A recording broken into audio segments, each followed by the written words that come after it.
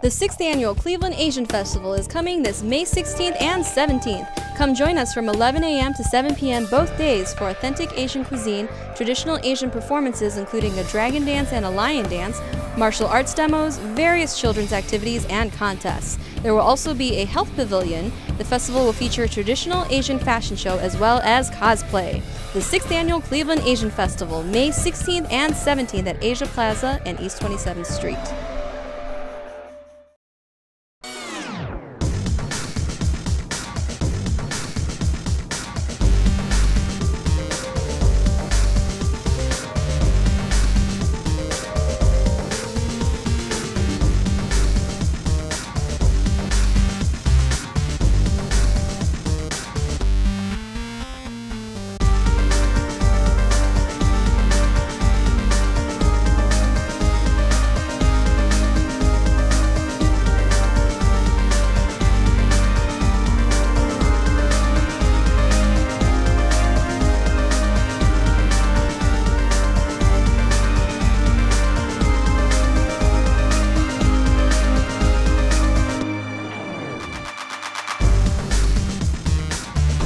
Thanks for tuning in to TV20's Weekly News Wrap-Up. I'm Leah Haslage.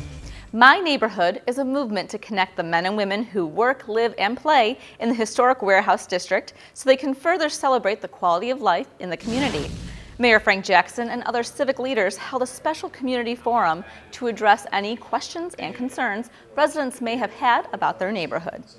Cleveland is, as I was talking to someone today, and they asked, what is the future of Cleveland?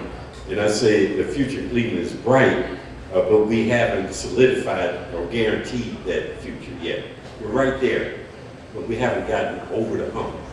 And there's things that we have to do that would allow us to better guarantee that we are on that pathway to success and prosperity, and will guarantee that it will be sustainable for a period of time, and for a long period of time. I was lucky to work with Mayor Jackson when he was council president, and I often say that the preposition started to change and it became downtown and the neighborhoods, and when Mayor Jackson became the mayor, it was the downtown neighborhood. It's the only way, when we actually change the way we talk about ourselves, that we get to the number we're at, which is 14,000, 15,000 people. The other thing I think it's really critical is that we now have not only a place where people want to come as a destination, but we also have a city that, like any good urban ecosystem, is supporting itself. Commander of the Department of Public Safety, Patrick Stevens, touched on citizen-police relationships and its importance. So if there's any issue that bothers you, it bothers us. If you can't get across the crosswalk because people aren't respecting the crosswalk signs, we need to know about it. If the music's too loud at night, we need to know about it, because we can't be everywhere. We need you to tell us what's going on. So raise your expectations, and we will raise our service level. Thomas Starninski, the Associate Director of the Warehouse District, spoke about what is in store for the future plans and how far the district has come. I think you'll see that it's really gratifying to see what's happening. The Small Box Project is the biggest example that illustrates a community effort where 181 people did a crowdfunding campaign to put those 3 boxes out there, and they're thriving. When the Browns closed at the end of the season like we expected, it wasn't that hard to lease that box to another small business. For more information on what is happening in the Warehouse District, visit their website at myneighborhoodcle.com. The Lutheran Hospital new expanded emergency project broke ground back in 2013 at a cost of $17.5 million. Some of the new features now include a more prominent entrance, 21 private rooms, and new patient beds. Cleveland Clinic officials and community leaders gathered to celebrate the completed expansion of the new emergency department. Many times, as was mentioned, your mission is to serve. And many times, particularly in hospitals, in the industry of hospitals, there's this conflict between the business model and the mission. And Lutheran and Cleveland Clinic have demonstrated that they're more concerned about the mission when it comes to Lutheran Hospital in this community. So I want to thank you very much for that.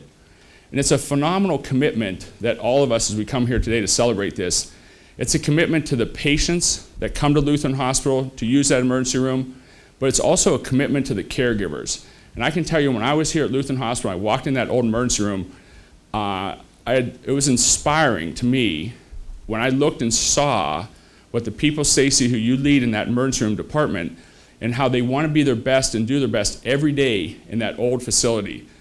Members of City Council were also at the event expressing their thanks and gratitude for the new installment. The work that this hospital is doing, teaming up with Councilman Simperman and Mayor Jackson on the Healthy Cleveland initiative is truly remarkable. I can tell you Councilman Simperman works, and he works all of us, and he's had my colleagues and myself here several times for Healthy Cleveland initiatives. And Joe, thank you for what you do, and thank you all for the service and care you give to the citizens of not only Ohio City, but Northeastern Ohio. Thank you. Somebody drilled really deep into the earth that we're sitting on and got to what the core of this place is. I love how beautiful the hospital looks. I love it because when I come in here, people say hi. I love it more because before I did this job, when nobody said hi, you guys would have taken just as good care of people like me and my mom and my dad who didn't have two nickels to rub together. Stay tuned to TV20 for the full Lutheran Hospital expansion. Check our schedule for times. Citizens Bank may have changed its name from Charter One, but their commitment to our community and helping feed those in need has stayed the same.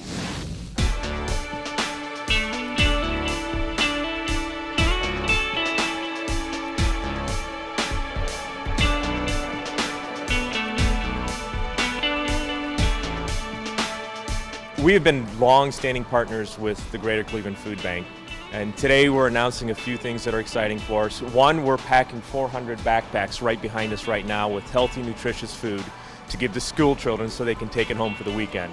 So many of these children have free, healthy, nutritious meals during the week, but on the weekends, sometimes those cupboards run a little bit bare. So if we can send 400 backpacks home with food that will allow them to have the health and the nutrition they need to learn and grow and develop, and not have them go to bed hungry, during the night, we've made a small but very important step forward. And we're not stopping there. We're actually announcing an $80,000 donation to the Greater Cleveland Food Bank today. They're amazing, amazing partners in our community. And with that $80,000, they'll turn that into 320,000 meals for families in need in our community. For you, what's the most important thing about getting involved with the food bank every year?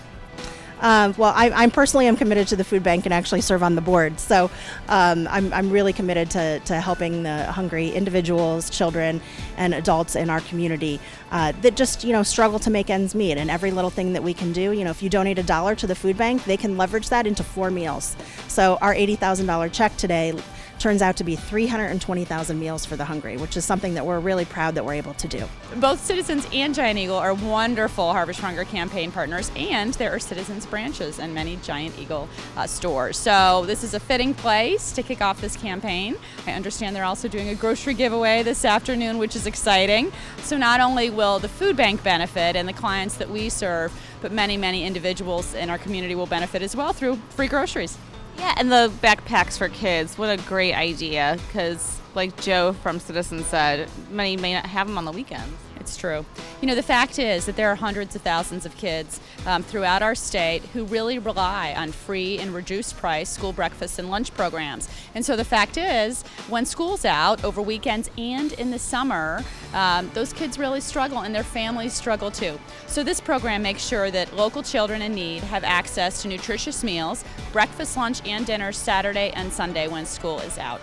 Now, if someone wants to get involved in the food bank and Harvest for Hunger, how can they get involved? Well, I'll tell you, we've got volunteers every week packing backpacks at our main facility, and there are lots of other ways people can contribute as well by going to our website, www.clevelandfoodbank.org. Domestic violence is not always easy to recognize, but the signs are always there. Those signs go beyond just physical abuse, but mental and emotional as well. Here in Cleveland, there are different programs and initiatives to help reduce the number of cases seen, as we recently found out at a conference held at Metro Health Hospital.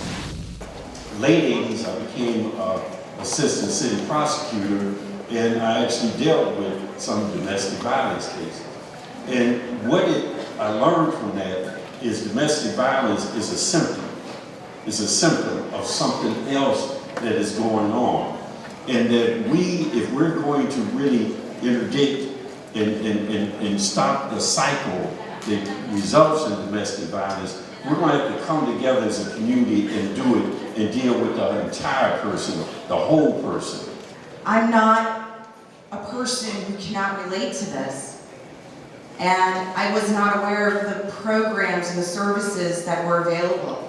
So maybe it would have taken me not 5 years to understand what I was dealing with and what I was going through personally. I didn't know there was hope and there were people I could go to. So not only is this important to me personally, but now that I've been privileged to be in the position I am in today to impact change. 2 local activists expressed their passion for helping women in need. Most importantly, domestic violence, low self-esteem. I was as low as you can go. I don't brag about it. I don't apologize about it. I tell it because it's never too late to turn your life around, no matter where you are or where you've been. If you can think it, you can do it. How do you prevent domestic violence? We are no longer in the time of life where we can stick our head in the sand and say, oh, that doesn't apply to me. If we are one in the universe, what's happening to our sister is happening to us, right? So we have to say on today, yes, we can. Yes, I am more than a conqueror. I am the change that I expect to see in the world. Stay tuned to TV20 for that full domestic violence conference and check our schedule 4 times. Knowing what to do in case of an emergency, especially a fire, is important no matter what your age, but sometimes it can be difficult for seniors to hear or see when faced with such a dangerous situation. Public Information Officer Larry Gray and Lieutenant Victor Gill, both of the Cleveland Division of Fire, recently lectured a group of seniors of ways that they can keep not only themselves, but their neighbors safe. We respond to 2 types of medical calls in reference to seniors. Number 1, falls. That's number 1. But number 2, you guys would never believe. How about mismedicating? Get your eyes checked. Don't be too proud to understand that as you get up in age, you need to get your eyes checked. I have my AARP card, and I carry mine proudly. You guys all want to help each other, because at the end of the day, what you do affects him, affects her, and affects you. So you all want to work together to keep everyone safe. To learn more about fire safety, visit the Division of Fire website at city.cleveland.oh.us or call 216-664-6386. Making sure that our students have the best education possible has always been a primary goal of Mayor Frank Jackson. He recently spoke to Cleveland State University's PhD students about helping our youth and what's to come in the future of education in our city. What we want to do is educate children, and whichever system provides that education is what we accept, whether it's politically correct or not, whether it's charter, public, parochial, or private, it doesn't matter to me. What matters to me is that child being educated, and is that child being given the tools that that child needs to be successful in life. For additional information on the Cleveland Plan, you can visit clevelandmetroschools.org. Over 200 students laced up their sneakers and joined Mayor Frank Jackson for the Race to the Max event, which kicked off the celebration for the new Max Hayes High School, opening this August. Students had the opportunity to run in their new school's location and see what is in store for them in the upcoming school year. I want to congratulate Max Hayes and Race to the Max for another successful event. And I want to thank WireNet and the association for them and their sponsoring and for the way in which they take care of our kids. So have a good time and have a good race. Thank you. When we return to the weekly news wrap-up, CMSD TV reporter Shannon Cantner will show us how one local sports team is helping our students and our community. Listen to me. I am captain of the track team. And if I'm late, She doesn't really think she's going to get out of here, does she? Be nice, she's new. Hello, is anyone there? Ugh! Wow. Even from our standards, you look awful. Oh, sweetie, what happened? Me? My friend Becky got to talk to this super cute boy, and I tried to act like I wasn't jealous, but I so totally was. And then out of nowhere, this concrete barrier just popped up. Maybe it was a semi. You mean you were driving? Yeah. I mean, I know the whole eyes on the road thing, but this was a super important text. Maybe you have to know, Becky. Texting? Great. But it was only like 5 seconds, and I'm a really, really fast texter, so it wasn't even a big deal. Actually, has she texted me back yet? Wow, I get like no bars in this place. I wonder if they have Wi-Fi here.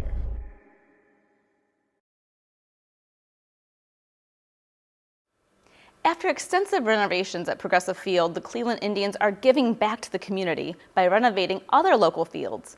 The Indians and Cleveland student athletes recently spent a day together transforming Luke Easter Park. Our CMSD reporter Shannon Cantner was there and shows us why this was a home run for everyone.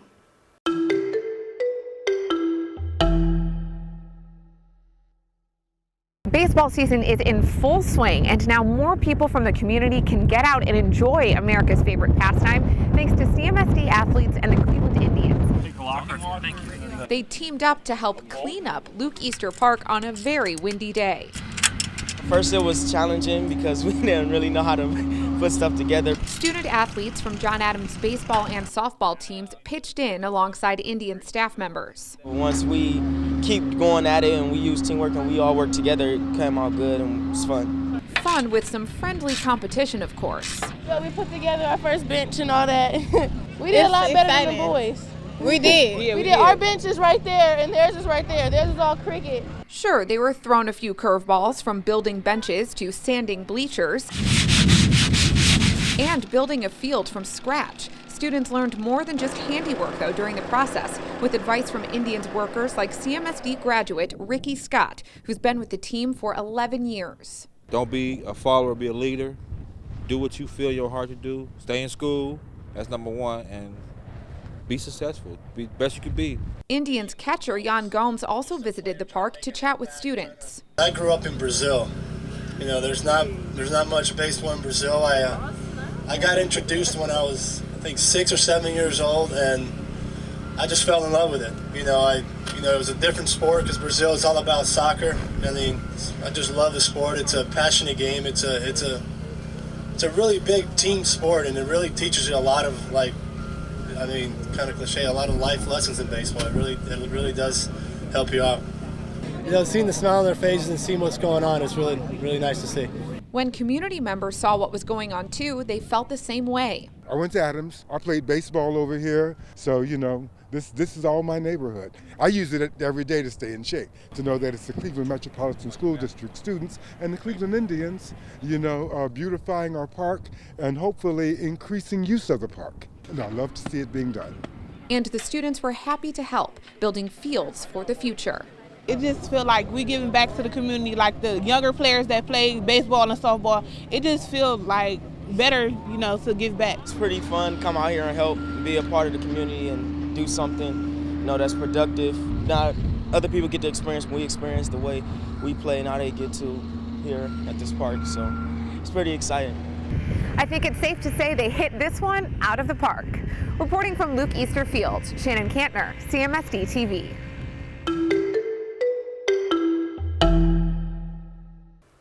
Thanks, Shannon. The Indians groundskeeper also led a training session for the City of Cleveland workers. They learned how to maintain and take care of the brand new field. When we return to the weekly news wrap-up, we'll continue looking at sports right here in Cleveland with reporter Christian Patterson. Stay tuned. Hey, Hard, what's this? That's my resignation letter. You're resigning? Why? Because you're constantly ignoring me. You're half as active as you used to be, and you get stuff like this. You've been putting me under a lot of pressure lately. That's why I'm ready to quit. I forgot. I'll do better. Please, don't quit on me. Okay, but remember, it's not what you say. It's what you do. Listen to your heart. Don't let it quit on you. Let's go for a walk. Uncontrolled high blood pressure could lead to a stroke, heart attack, or death. Get yours to a healthy range before it's too late. The first time you ride the RTA Rapid downtown for the big game, you may wonder, how do I get through the turnstile? What if I do it wrong and the turnstile doesn't let me through? Then the person behind me will have to back up, and they'll know I'm an RTA rookie, and I'll make us all late. Will that somehow affect our team? Will I have set off a butterfly effect, causing us to lose the game, single-handedly blowing any chance we ever had to? Oh, I just slide my pass and walk through the turnstile, and that was easy, and I could get used to this. It's easier than you think, Cleveland. RTA, get ready to ride. Welcome back to TV20's Weekly News Wrap-Up. I'm Christian Patterson, and here's a look at what's going on in sports. But before I wrap up what went on in Cleveland sports this past week, I have a Cleveland sports trivia question. Which former Cavalier was born in Serbia? A. Zydrunas Ilgauskas, B. Scott Pollard, or C. Alexander Pavlovich? Stay tuned because I'll have the answer to the Cleveland sports trivia question at the end of this segment. The news that Kevin Love will miss the rest of the playoffs as part of a 4 to 6 month recovery following shoulder surgery is extremely unwelcome for the Cleveland Cavaliers. There have been plenty of playoff teams that lost key players prior to or over the course of the postseason. It's been a few, a very precious and persistent few, who have found a way to preserve. The Cavaliers, as they push on to the next round against the Bulls, will have to take comfort in their existence. The next man off the bench will have to step up, because in the words of LeBron James, there's no excuses. This playoff run is all for Cleveland. The Cleveland Indians have not won a series since taking 2 of 3 from the Houston Astros to start the season. With Yan Gomes and Nick Swisher sidelined and Michael Brantley still not all right after dealing with back issues early on, the offense is not where it needs to be. Meanwhile, the pitching staff that was expected to be among the best in baseball currently ranks 23rd in the league with the ERA of 4.19. On the upside, Danny Salazar has looked terrific. That, coupled with the continued success of Trevor Bauer, could make this one of the best rotations in baseball. The Cleveland Browns have made their picks in the 2015 NFL Draft, and the official party was at Public Auditorium. Tune in next week for a Cleveland Browns Draft Day special right here on TV20. The Cleveland Gladiators' most recent home game was against the Tampa Bay Storm. Let's take an inside look at the Gladiators' win over the Storm. Early on, the two teams traded fumbles on the first 2 offensive series of the game. But once they got everything in order and got a feel for each other, they started trading touchdowns. After the first half, the Tampa Bay Storm led the game 28-21. Each team scored 35 points in the second and third quarters combined. Cleveland took a 55-48 lead with 52 seconds left after Shane Austin marched the Gladiators' offense down the field on a 3-minute drive, finishing the series off with an 8-yard touchdown pass to Dominic Goodman. On the ensuing Tampa Bay drive, Boltis was picked off by Fletcher on a pass over the middle, and Fletcher returned the interception 22 yards to the end zone, putting the Gladiators on top for good. Arena football has to be one of the most exciting sports. Just listen to some of these Gladiator fans. It's a great family atmosphere, and it's just a very, it's a crowd of very enthusiastic fans, and it's a very crowd-friendly venue to be in. I enjoy these more than Browns games, and I love the Browns. It's just a good time. It's just a fun atmosphere. It's everything you get from the arena experience with football. And those are my 2 favorite things, the arena experience with football. I think it's a lot better than actual NFL football, just because it's so much more action. You're that much closer. It's like they've already gone out of the field so many times tonight, so it's a lot of fun. Colin Taylor was the hero of this game on both sides of the ball. Colin's playing great right now. He's making big plays for us, and that's what we need. And I think it's him and Shane have really, they're more familiar with each other, obviously, this year and last year. Last year at the beginning, Colin was kind of subbing in, and now he's the full-time guy. So those two are really doing a great job of hooking up and being on the same page. I'm kind of the utility guy, If I need to play receiver, I'll play receiver. If I need to play DB, I'll do that. So this game, it was kind of a natural transition for me to come in and play some linebacker. I don't know how the guys did it years ago when they had to go both ways all the time. But you know, that's fun. Anytime you can do something kind of out of the ordinary and help out the team in other ways, you know, it kind of shocks the other guys and they get excited about it. I got excited about it. My parents were up there. I know they were going crazy. So that was fun. You know, I just want to help anywhere I can. The East Tech Scarabs boys and girls basketball teams may have come up short in their quest for a state championship, but the athletes have won back-to-back Senate Athletic League championships, and they received a huge honor from the city of Cleveland for it. For the second year in a row, Mayor Frank Jackson has had the pleasure of inviting the athletes from East Tech to his office to present them with the proclamation. Each student had a chance to take a picture with him and enjoy some small talk about their season. As the East Tech Scarabs went on a run through the Senate and ended with the championship for both teams, Mayor Frank Jackson attended many games as a loyal fan to the Scarab program. I will tell you that, you know, being mayor is what it is, and you actually gave me some time where I could not be mayor. And I really appreciated coming to your games, watching you play, watching you compete, and then looking at your little attitudes because I would tell you that when you're in a competitive environment like that, it really tells a lot about you when when other people would give up, you never gave up. You never gave up. Students were very humbled by the information that Mayor Jackson shared with them. This is a wonderful experience. I haven't did this before because I just transferred to East Tech, and at other schools we don't get this experience with the mayor, so I'm happy to be here. Coach Brett Moore has been revamping this East Tech boys basketball program for 10 years now, and for him to reach the state Final Four and win multiple city championships is truly a testament of hard work and determination.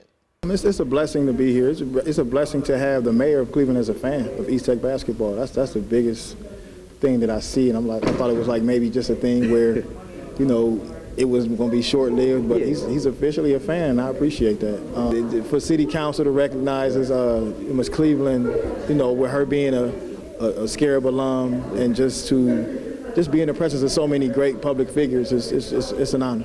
As anyone who knows me knows, I love my school. I'm a Scarab. I bleed brown and gold. And, you know, we have a great contingent of alumni who just as committed to the school as I am. So it's a great feeling. When we were in school, East Tech was basketball champion and had been for many years. And so we're recapturing some of that old spirit. And it's also bringing the outside community in. For a city like Cleveland, we've had our share of hard luck and tough stories. And we hear a lot about the bad things our kids do. So when our kids do something really good, really outstanding, you know, everybody in the city just goes crazy. We love it. We love it. We want our kids to do well, and we show that, and we support them when they do. The East Tech basketball program enjoyed being embraced by the entire city on their quest for greatness, and they never shied away from the spotlight. That's one of the good things about playing in a city league, and I do, you know, enjoy that because it's proud when you're doing the right things. You get a lot of support. So our councilwoman, Phyllis Cleveland, she does a great job supporting us. And when the girls go down in front of city council, they're going to be happy and proud. They're used to success, so they'll be okay. To my colleagues, the city council, the members of the administration, and all of those who are here in these chambers today, I'm very pleased to do a special presentation to my old high school, East Tech, and specifically recognizing the East Tech boys and East Tech girls basketball teams who are two-time city basketball champions. Councilwoman Phyllis Cleveland gave awards to the coaches and each and every member of the East Tech boys and girls basketball teams. As great as these student athletes perform in the classroom and on the court, they may have a chance at a three-peat in the Senate Athletic League Championship. I do want to announce and be proud of our young ladies. Our team GPA was like a 3.7 overall. And we also have 3 young ladies with 4.0s, and that's what it's really about. So thank you. On behalf of East Tech boys basketball team, we would like to say thank you for hosting this event for us and coming out to support us. We also wanted to say we are not student athletes, we're scholar athletes, and we take education very seriously. And before we end this segment, as promised, I have the answer to today's Cleveland sports trivia question. The answer is C, Alexander Pavlovich. Pavlovich was traded to the Cavaliers in 2004 from the Utah Jazz and remained in Cleveland until 2009. Well, that's all I have for your TV20 Weekly Sports Wrap-Up. When we return from break, we'll have more with Leah. One day, when the glory comes, it will be ours. Dr. King, what's your next move? In March from Selma to Montgomery. Selma is loud for every man, woman, and child. We will not wait any longer. In front of a crowd. Mine eyes have seen the glory. Glory, glory, hallelujah. Welcome back to TV20's Weekly News Wrap-Up. A lot has happened in Cleveland over the last few weeks, and here are a few top stories in case you missed it. 5 years ago, First Lady Michelle Obama launched the Let's Move campaign as a way to help raise a generation of healthier kids. To celebrate the 5th anniversary of Let's Move, the First Lady is challenging everyone to give me 5, showing ways to be healthier and more active. Our very own Ward 15 Councilman Matt Zone was served the challenge, and here's his Gimme 5. Hello everybody. It's a beautiful spring day in Cleveland, Ohio, and it's also the 5th anniversary of First Lady Michelle Obama's Let's Move campaign. My name is Matt Zone, and I'm a council member from Cleveland, Ohio, and the 2nd Vice President of the National League of Cities. I'm gonna give you 5 exercises that I work out in my daily routine to keep me fit and trim. Here's my 5 Give You 5 challenge.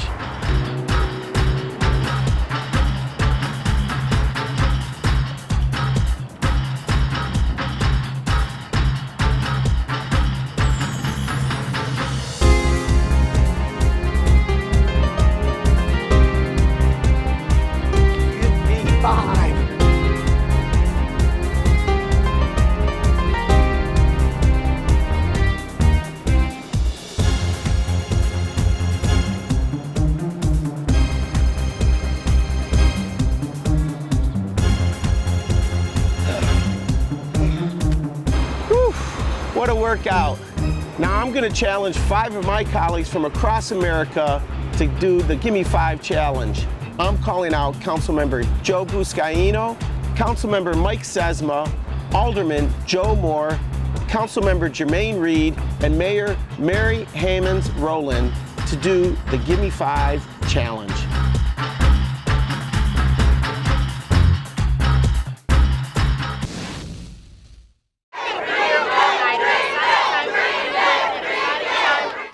The Rock and Roll Hall of Fame inductions returned to Cleveland, bringing glitz and glam to the home of rock and roll.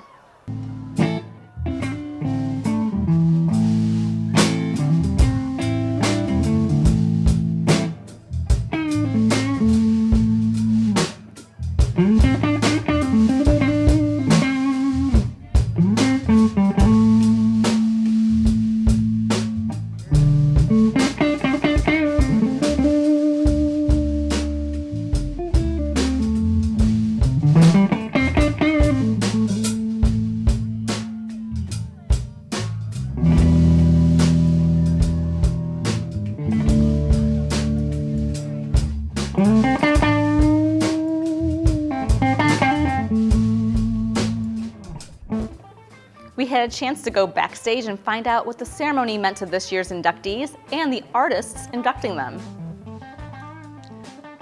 The people just did not think girls could play rock and roll. And you know, from the things that the Runaways were told and said to us, the nasty things that went on for years and years and years, and then after the Runaways and the Blackhearts and all these record companies saying, what are you doing? What are you doing? They heard I Love Rock and Roll. They heard Crimson and Clover. They heard Touch Me. So what's the problem? They don't like the girl, right? I don't know. But so to see that whole place standing up like that was, I don't know, it was like acceptance, and it was overwhelming in a way. And I didn't totally bawl, but it was very, very moving. And you know, it was really emotional, and I got a little choked up. but it feels really good to know that all their hard work, all that they try to accomplish is being really, now is being recognized and being appreciated, and I'm really grateful for that. Punk had its initial explosion in the 70s, and then it kind of retreated underground. Really, without Green Day, none of the rest of it happens on a major scale. There's really there's no Us, there's no Blink-182, there's no Newfound Glory, there's no Paramore. All these bands that had really big success on radio after Green Day, they kicked in the doors for us. I asked musicians Tom Morello and Zach Brown, who were on hand to perform with the inductees, Paul Butterfield Blues Band, who their biggest musical influence is. I mean, the poster I had on my wall when I was practicing 8 hours a day for years was Randy Rhoads. He was like a musician's musician, and that I was not really inspired so much by like rock stars. I was by rock musicians, and I mean, one thing about the Paul Butterfield Blues Band is that's one of the things that they encamped, from the harmonica playing to guitar playing. They were musicians first and stars second, and so I see that very much in Zach, and I've aspired to that myself. So we tried to go out there, and we kept to some of the traditional blues for a while. Then we had to show our shredding skills at the end. I was influenced by so many different things. A lot of 70s music, great harmony bands, Crosby, Stills, Nash & Young, James Taylor, Jim Croce, Allman Brothers, Eagles, Pink Floyd, Zeppelin. It was all across the board. Just love music. To see the 2015 Rock and Roll Hall of Fame and Museum induction ceremony, tune into HBO on May 30th. Cogswell Hall is a place that provides a permanent solution to homelessness by offering quality, low-income housing with social services and helping build a strong community and advocating for the disabled and economically disadvantaged in our area. They have one simple mission. The mission of Cogswell Hall has evolved over the years, starting as a home for young girls who are coming to the city for work, transitioning to senior housing, and now transitioning to a home for people who kind of fall through the cracks sometimes in the housing system, who don't quite fit into permanent housing, but they can't quite live on their own. So Cogswell Hall is really that safety net that helps people helps people stay on their feet. There are also numerous people living couch to couch. We know that there are about 40,000 households in Cleveland who are paying more than 50% of their income for rent, which means they're very housing insecure. So we kind of fill a gap where individuals who cannot afford market rent can find a home at Cogswell Hall, and we also provide services for people who may need some additional help in being able to stay housed. Their annual Night at the Races event was recently held at the UAW Hall in Parma, and the fun event had everyone betting on horses for a good cause. We have over 400 people here, and this is our friend raiser. This is where we meet new people have fun, and at the same time, they're helping folks stay housed. They know that they're doing something good in the community. Cogswell Hall helps the residents of Cleveland thrive and will continue to do so in the future. The more important thing is I've really seen residents thrive at Cogswell Hall. People come from various backgrounds and so forth, and Cogswell Hall really becomes a community that supports the residents. They support each other, the staff supports them, and the board is always there for them as well. For more information on Cogswell Hall and for events coming up, visit their website at cogswellhall.org. Earth Day is held annually around the world on April 22nd. To celebrate here in Cleveland, an event was held at the Woodhill Community Center, providing children with facts on how to keep our community clean and green, while participating in fun activities like arts and crafts projects.